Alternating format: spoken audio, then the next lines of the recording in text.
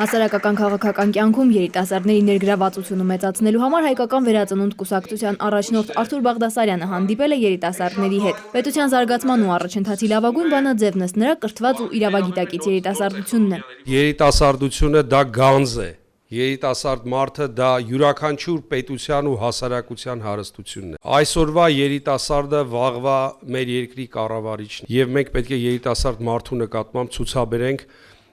ամենայն պատասխանատու եւ հոգատար վերաբերմունք։ Հայկական վերածննդի նախընտրական ցուցակում ընդգրկված երիտասարդները վստահեցրեցին, որ քաղաքականություն են մտնում աշխատանքային հստակ ծրագրով ու խնդիրների հաղթահարման իրենց առաջարկներով։ Քաղաքական պասիվությունը երիտասարդության շրջանակներում հաստատ մեր երկրում լավ բանի չի հանգեցնի եւ ընդհակառակը քաղաքական ակտիվությունն է, որ այսօր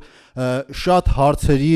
պատասխանը կտա եւ շատ հարցեր իրենց լուծումը կգտնեն հենց երիտասարդների ակտիվ մասնակցությամբ։ Հայկական վերածնունդն իր նախընտրական ծրագրում անդրադարձել է երիտասարդներին հուզող խնդիրների, մրցունակ կրթություն յուրաքանչյուր երիտասարդի համար, կրթական ծրագրերի ու աշխատաշուկայի պահանջների հավասարեցում։ Ըստ հայկական վերածննդի առաջնորդի, սա երիտասարդներին մոտիվացնելու ամենաարդյունավետ տարբերակն է։ Մենք ասում ենք ստեղծել կարիերայի կենտրոններ, ապահովել աշխատանքի շուկայի